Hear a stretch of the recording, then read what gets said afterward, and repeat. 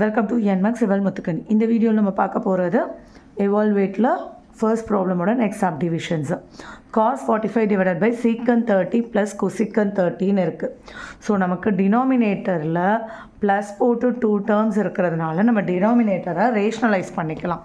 Rationalise பண்ணால் நம்மளோட calculation ஈஸியாக இருக்கும். எப்படி ரேஷ்னலைஸ் பண்ணுவாங்க? இங்கே என்ன சைன் இருக்கோ, இங்கே ப்ளஸ்ஸாக இருந்தால் நம்ம எடுக்கக்கூடிய நம்பர் வந்து மைனஸாக எடுக்கணும். இங்கே மைனஸாக இருந்தால் நம்ம எடுக்கக்கூடிய நம்பர் ப்ளஸ்ஸாக இருக்கணும். ஸோ சீக்கன் 30 ப்ளஸ் கொசிக்கன் 30யை ரேஷ்னலைஸ் பண்ணுறதுக்கு சீக்கன் 30 மைனஸ் கொசிக்கன் 30ன்னு எடுக்கிறோம். கீழே டினாமினேட்டர் மல்டிபிள் பண்ணுற அதே டேர்மை தான் நம்ம நியூமரேட்டர்லேயும் மல்டிபிள் பண்ணணும், சைன் சேஞ்ச் ஆகக்கூடாதுன்னு. சாரி, இப்போ ரேஷ்னலைஸ் பண்ணால் என்ன ஆகும்? மல்டிபிள் ஆகுமா? cos 45 into secant 30 minus cosecant 30 divided by a plus b a minus b ன்னு இருக்குது. So secant square 30 minus cosecant square 30ன்னு இருக்குது. வந்துடும். இப்போ நம்ம அந்த டேபிளை ரீகால் பண்ணுங்கள். சைன் பண்ணும்போது 1/2 1/√2 √3/2 1 √3/2 1/√2 1/2 0. இதுக்கப்புறம் நம்ம எல்லாமே நம்மளே போட்டுடலாம். cos 45 1/√2 secant 30னா cos 30 என்ன இருந்துச்சோ secant 30 அதோட ரெசிப்ரோக்கலாக இருந்திருக்கும். cosecant 30னா sin 30 என்னவாக இருந்தோ அதோட ரெசிப்ரோக்கல் தான் secant.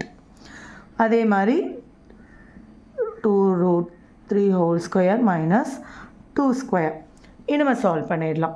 1/√2 இங்கே எல்சிஎம் எடுத்துட்டோன்னா 2 - 2√3 divided by √3. Okay, whole divided by 4 divided by 3 minus 4.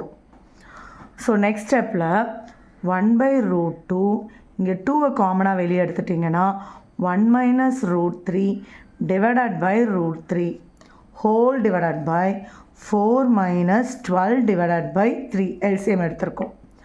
So இங்கே 2ங்கிறது என்னது? √2 into √2. ஸோ ஒரு 2 கேன்சல் ஆகிடும். ஸோ √2 உள்ளே மல்டிபிள் பண்ணி வச்சுக்கலாமா? -2 √2 √3ன்னு இருக்கும். √2 √3. நெக்ஸ்ட் ஸ்டெப்பில் அதை √6ன்னு போட்டுக்கலாம். இப்போது டிவிஷன் கீழே டிவிஷன் இருந்ததுனால கீழே இருக்க ஃப்ராக்ஷனை என்ன பண்ணுவோம்? ரெசிப்ரோக்கலாக எடுத்துகிட்டு போயிடுவோம். 3 divided by -8. ஸோ இந்த 3யும் என்ன அர்த்தம்? √3 into √3. ஸோ நியூமரேட்டரும் டினாமினேட்டரும் கேன்சல் பண்ணுறோம். இப்போது √2 minus √6 into √3 இல்லை அப்படியே கூட வச்சு போயினா அடுத்த ஸ்டெப்பில் √3யும் திரும்ப மல்டிபிள் ஆகிடும்ல. -8ன்னு இருக்குது. ஸோ √2 √3 வெளியே மல்டிபிள் பண்ணால் அது √6. ஓகே, இங்கே √2 இருக்குது. இந்த √3யும் இந்த √3யும் மல்டிபிள் ஆகும்போது வெறும் 3 divided by -8. இங்கே இருக்கிற √2. நெக்ஸ்ட் ஸ்டெப்பில் இந்த -8 நம்ம எடுக்கணுங்கிறதுக்காக மேலே இருக்கிற நம்பரை மைனஸால் மல்டிபிள் பண்ணுறோம். ஸோ 3√2. அப்போ இது ப்ளஸ் ஆகும், இது மைனஸ் ஆகும். சரிங்களா?